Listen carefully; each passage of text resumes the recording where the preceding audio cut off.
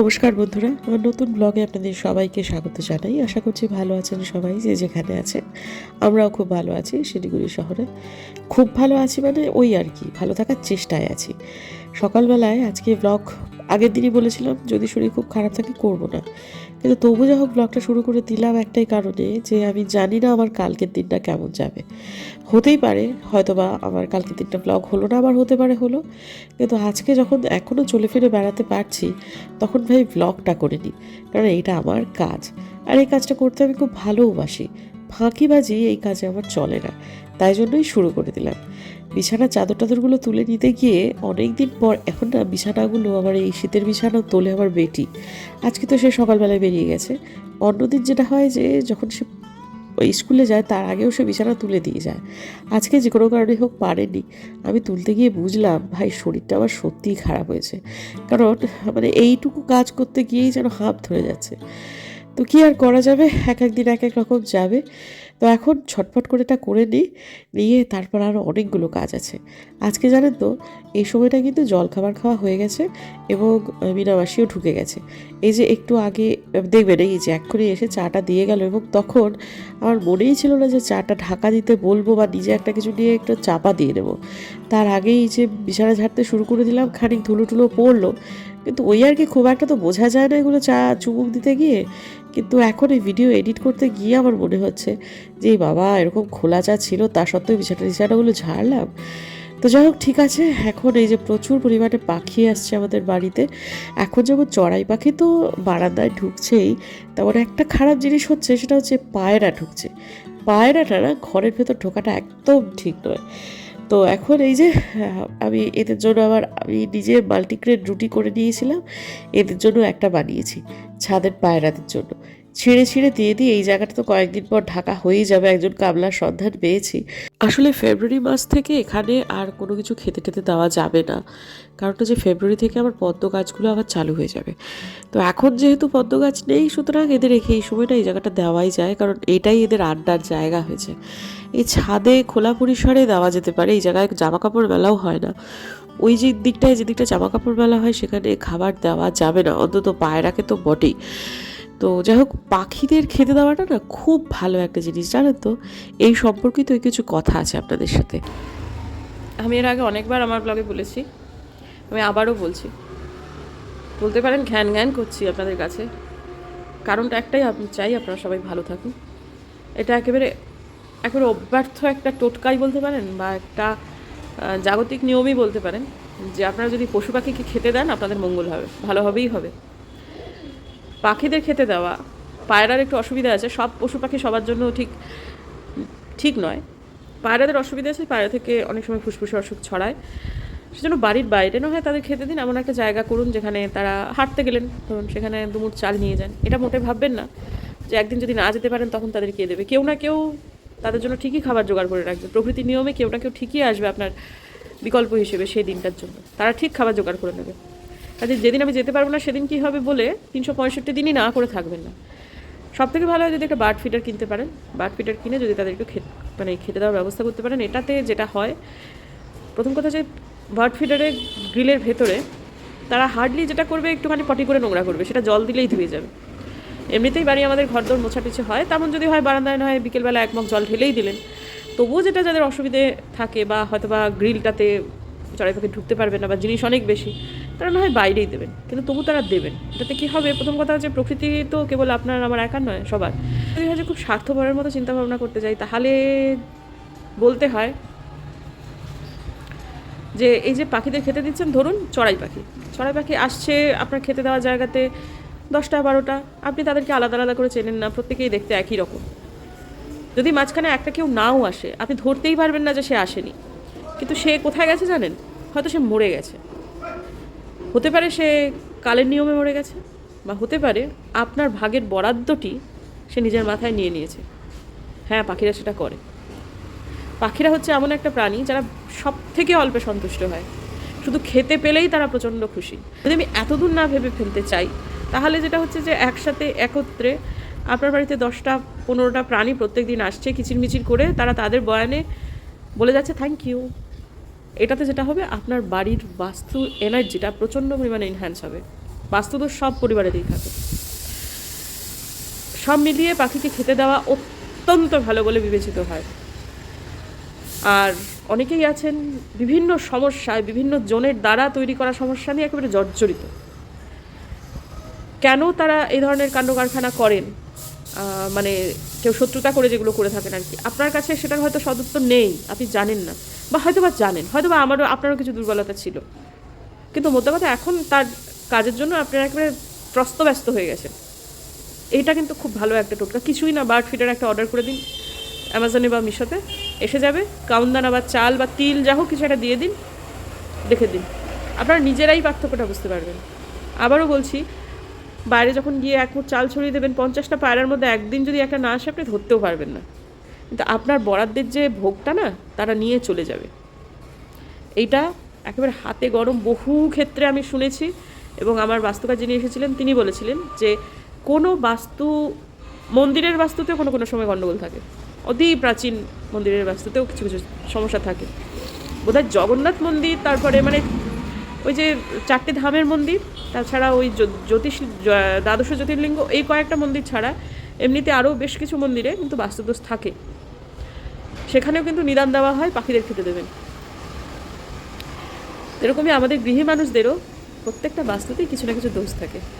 পাখিকে খেতে দিলে সেটা পুরোপুরি না কাটলেও অনেকাংশে কেটে যায়, মানুষগুলো ভালো থাকে। সেজন্য বলছি যে নিজেদের কথাই ভাবুন, নিজেদের স্বার্থটাই চিন্তা করুন, এবং পাখিদের খেতে দিন, ভালো থাকবেন। একজন মাসিমা একটা কথা জানতে চেয়েছেন আমাকে, তো তিনি ভিডিওতেই উত্তর দিতে বলেছেন, তো সেটাই আর কি, ওটা শর্টসে বলবো। একটু ছোটো মুখে বড়ো কথা হয়তো বা হয়ে যাবে, কারণ উনি আমার অনেক সিনিয়র, যা বুঝতে পারছি মায়ের থেকে অল্প খানিকটা ছোটো, কিন্তু কিছু করার নেই, জানতে চেয়েছেন তখন বলতেই হবে।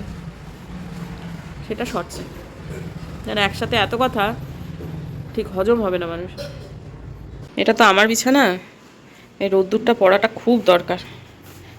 এটা থাকুক।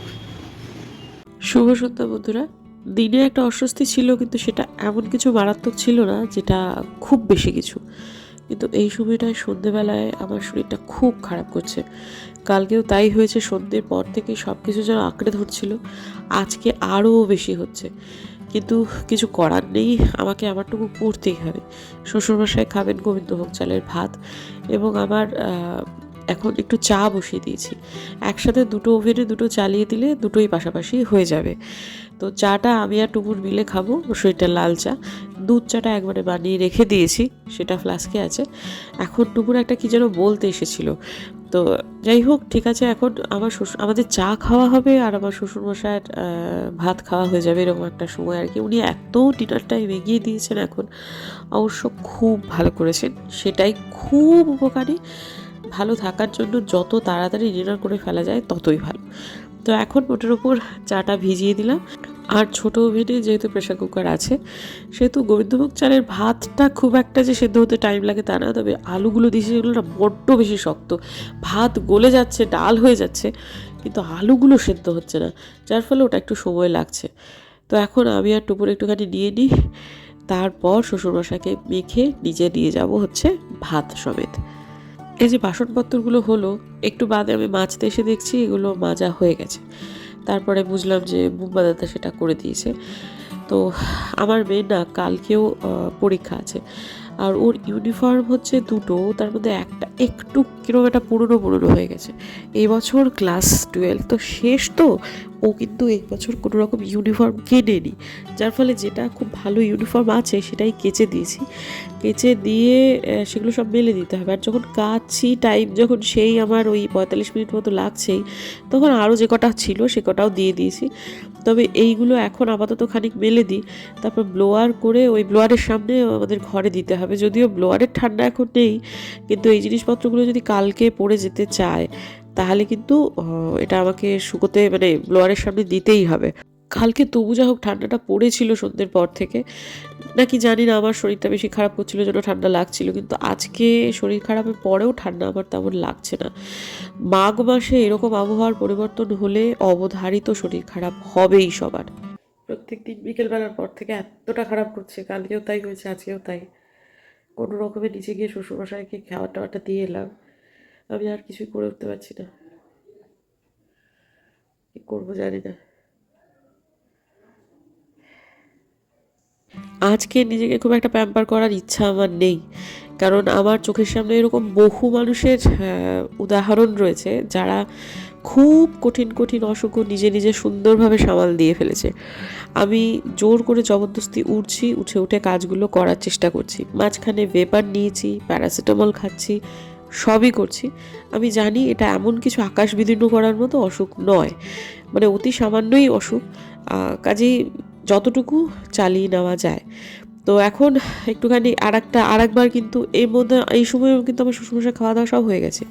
প্রেশার কুকারটাতে আবার আমি বসিয়েছি হচ্ছে আলু, কালকে টুপুরকে বানিয়ে দেবো হচ্ছে আলুর পরোটা। মেয়েটাকে আজকে আমি টিফিন করে দিতে পারিনি, আমার খুব মন খারাপ হয়ে গেছে। সকালবেলায় এমনি শুধু মুখে গেছে, মানে কিছুই করে দিতে পারিনি। তো তারপর আজকে আমি ঠিক করেছি যে না, কালকে আমি উঠবই এবং মেয়েকে আমার টিফিন দেবো। সে বলেছিল 12টার মধ্যে ফিরবে, ফিরতে ফিরতে সে 3:30 বেজে গেছে। শুনলাম ক্যান্টিন থেকে নাকি সে 2খানা ধোসা খেয়েছে, এবং সে ধোসাটাও যে খুব একটা ভালো ছিল তা না। কাজেই আমার মানে এইভাবে করে হয় না আর কি। বড় খারাপ লাগছিল আজকে যখন মেয়েটা আমার দেরি করে আসছিল। যাই হোক, কিছু জিনিসপত্র আরও মাঝামাঝি ছিল, তারপর সেগুলো সব মেজে আপাতত রান্নাঘরটা খানিকটা সময়ের জন্য বন্ধ করি। আমার হাজব্যান্ড এখন কাজ করছে, তার এখনও খাওয়া দাওয়া হয়নি। তারপর সে খেয়ে দিয়ে নিয়ে বাকি বাসনটুকু সে মেজে নেবে। মেয়েরও আমার সর্দি মোটামুটি লেগে গেছে, একই ফ্লোরে আছি, করার তো কিছু নেই। চাইছিলাম যে অ্যাভয়েড করতে, কিন্তু সেটা আর হলো না। তো যাই হোক, মেয়ে আমার জন্য পাশে জায়গা রেখেছে, কিন্তু আমি তবুও শোবো না আজকে। আর এই যে ব্লোয়ারের সামনে দিয়ে দিয়েছি, এই শার্টটা মোটের ওপর প্রায় শুকিয়েই এসেছে, কিন্তু স্কার্টটা হয়নি, নিচটা মানে বেশ বেশ অনেকখানেই ভেজা রয়েছে, আবার উল্টে একটু দিতে হবে। কিন্তু এটাও ঠিক যে একটু বাদে আবার এটাকে বন্ধও করে দিতে হবে, কারণ ব্লোয়ার বেশিক্ষণ চালিয়ে রাখা যাবে না। ব্লোয়ারের ঠান্ডা এটা পড়েনি, বেশিক্ষণ ব্লোয়ার চালালে সাংঘাতিক ডিহাইড্রেশন হবে এবং আরও বেশি শরীর খারাপ হবে। তো তারপর বারবার শুচ্ছি, কিন্তু যাই হোক না কেন, টানা আমি শুয়ে থাকবই না আজকে। এটা আমার ধনুক ভাঙা পণ। এই সময়টা ওষুধ বিষুধ খাওয়ার পরেও আমার হচ্ছে যেটা সব থেকে বেশি কষ্ট, সেটা হচ্ছে মাথার যন্ত্রণা। বেসিক্যালি হয়েছে তো সর্দি জ্বর, তেমন মেজর তো কিছু নয়। এর থেকে কত কত কঠিন কঠিন অসুখ মানুষ একা একাই সামলায়, তার থেকে কত বেশি বেশি কাজ করে। ওই আর কি। দেবারতির কথা ভাবছিলাম, খুব বেশি কষ্ট হচ্ছিল। দেবারতী মানে আমার বন্ধু অনেকবার ব্লগে দেখেছিলাম, ও যখন কলকাতায় গেছে শিলিগুড়ি ছেড়ে, মানে বাচ্চাটাকে নিয়ে, ও যে কী কঠিন কঠিন অসুখ হয়েছে সব একা একা। বাপরে বাপ। ওর বাড়িতে গেলাম যেতেই তো কিছুদিন আগেই আর কি, মানে কয়েক মাস আগে, তার যা 7-8 দিন আগে ওর একটা সার্জারি হয়েছে। ব্লগে দেখে একটু বোঝাই যাচ্ছিল না। তো সবই তো ঈশ্বর সামাল দিয়েছে, ও নিজের বলে ও ব্যাপারটা থেকে বেরিয়ে এসেছে। সেখানে তো আমার সামান্য একটা সর্দি জ্বর। এখন এগুলো ছোঁয়া যে টুকরে পরীক্ষা টরীক্ষা চলছে, এটাই আর কি চিন্তা। তো একটা খুব খারাপ জিনিস হলো আজকে আমার সঙ্গে, সেটা হচ্ছে আমার 75 হারটা আমি আর কন্টিনিউ করতে পারলাম না। আমি ডায়েটেও ছিলাম, 1400 ক্যালোরির নিচেই আজকে হয়েছে। আমার ডায়েটিশিয়ান সে আমাকে বলে দিয়েছে 1400 ক্যালোরির নিচে খেও না, প্রয়োজনে 100 ক্যালোরি এদিক ওদিক করতে পারো, কিন্তু কম করো না। কিন্তু আজকে আমার কমই হয়েছে, কারণ আমার মুখে এক ফোঁটাই স্বাদ নেই, খেতেই পারছি না। যে জলও খেয়েছি পরিপূর্ণভাবে ঠিকঠাকই, আমি এক্সারসাইজ করতে পারিনি, এইটাই হচ্ছে কথা। যা হোক, ঠিক আছে, কী করা যাবে, আবার ডে 1 থেকে স্টার্ট করবো। এটা যদি কন্টিনিউ করতে পারতাম আমার 21 তারিখে শেষ হয়ে যেত, 21শে মার্চের মধ্যে। তো সেটা একটু পিছিয়ে গেল। এখন শরীরটা একটু সারুক, তারপর আমার যেদিন আলপনা দিয়ে এই নাকে খোঁড়া নিয়ে এসেছিল, আমি সেই দিনই বুঝেছিলাম যে একটা কিছু গণ্ডগোল না হয়। আমি শ্বশুরমশাইকে কেমন করে অ্যাভয়েড করবো, ওনার সংস্পর্শে আমাকে যেতেই হবে। কালকে যদি আলপনা দিয়ে আসতো, তাহলে হয়তো বা এতটা ওনার সংস্পর্শে বারে বারে যাওয়া, বারে বারে কথা শোনা, একটু কাছে আয় বলে, পুরো মানুষ কী করে এড়িয়ে থাকি, কি আর করবো। ঠিক আছে, যা হয় সেটা ভালোর জন্যই হয়, ঈশ্বর নিশ্চয়ই ভালো কিছু লিখে রেখেছেন। তো যাই হোক, এখন আপাতত ওজন কমানো 75 হার্ট একটা সাংঘাতিক ডিসিপ্লিন, এইটার জন্যই এটা করা। শরীরটা একটু সেরে যাক, আবার নিশ্চয়ই আমি এর মধ্যে আসবো। আর আজকে আমি সন্ধ্যেবেলার পরে গাছে জল দিয়েছি, এখনও গাছে এই জায়গাগুলো ভেজাই আছে। বাপরে, আমার বারান্দার আলোটা এবার জবরদস্ত হয়েছে। আগেগুলো কিরকম একটা ডিপ ডিপে হতো, এখানে বসে বসে পড়াশুনোও করা যাবে, এত জোরালো আলো আর কি। যাই ঘরে যাই, ব্লোয়ারটাকে বন্ধ করে দিতে হবে এই ঘরে। আর আমার রাহেলা আসছে পরশু দিনে, খুব খুশি আমি, ভীষণ ভীষণ ভীষণ খুশি ওর সাথে দেখা করার জন্য। কবে থেকে ব্যগ্র হয়ে আছি, আসছে শেষ পর্যন্ত। আর আলগুলো দিয়ে ওরা কালকে আসছে। আমার শ্বশুরমশাই গিয়েছিলেন ওর বাড়িতে আজকে। কী অবস্থা সেটা বুঝে দেখতে, দেখেছে না অসুস্থ, তবে নিজে থেকেই বলেছে যে কাকু আমি কালকে আসবো। ঠিক আছে, দেখা যাক। সকালবেলায় উঠতে হবে, মেয়ের কালকে আবার পরীক্ষা আছে, টিফিন টিফিন বানিয়ে দিতে হবে। আজকে টিফিন বানিয়ে দিতে পারেনি, ওর বাবা টাকা দিয়ে দিয়েছিল, ক্যান্টিন থেকে ধোসা খেয়েছে। তা জিজ্ঞেস করলাম ধোসাটা কেমন হয়েছে, কেমন ছিল, বলে খুব একটা ভালো না। আমি জানি এগুলো এমন কিছু ব্যাপার না, হতেই পারে। তা কালকে যদি নাও বানিয়ে দিই তাহলেও হয়তো হতেই পারে, কিন্তু সারাদিন তো তবু যখন চলে ফিরে বেড়ালাম, যদি কালকে উঠতে পারি তাহলে উঠে যাব, উঠে গিয়ে ওকে একটু টিফিন বানিয়ে দেবো যতই হোক। এই তো কদিন পর ছেড়ে দিতে হবে, তখন বাইরে গিয়ে কী খাচ্ছে কী খাচ্ছে না কিছু হয়তো বা জানতেও পারবো না। হয়তো তেমন ভালো খাবে না, কিন্তু তাও বলবে যে মা দারুণ খেয়েছি। হবে তো আর কটা দিন পর, যতদিন বাড়ির খাবার খাওয়ানো যায় আর কি। সেই জন্যই কালকে আর কি একটু। ঠিক আছে বন্ধুরা, আজকে আপাতত ঘুমোতে যাচ্ছি, কালকে ভোরবেলা উঠতে হবে, অ্যালার্ম দিতে হবে, সবই ঠিক আছে। চলুন দেখা হচ্ছে বরং কালকে একটা নতুন ব্লগে। যদি আমার ভিডিও ভালো লাগে সাবস্ক্রাইব করবেন, পাশে নোটিফিকেশন বেলটা অন করবেন, যাতে ভিডিও দিলেই নোটিফিকেশন চলে যায় আপনাদের কাছে। দেখা হচ্ছে আগামীকাল, ততক্ষণ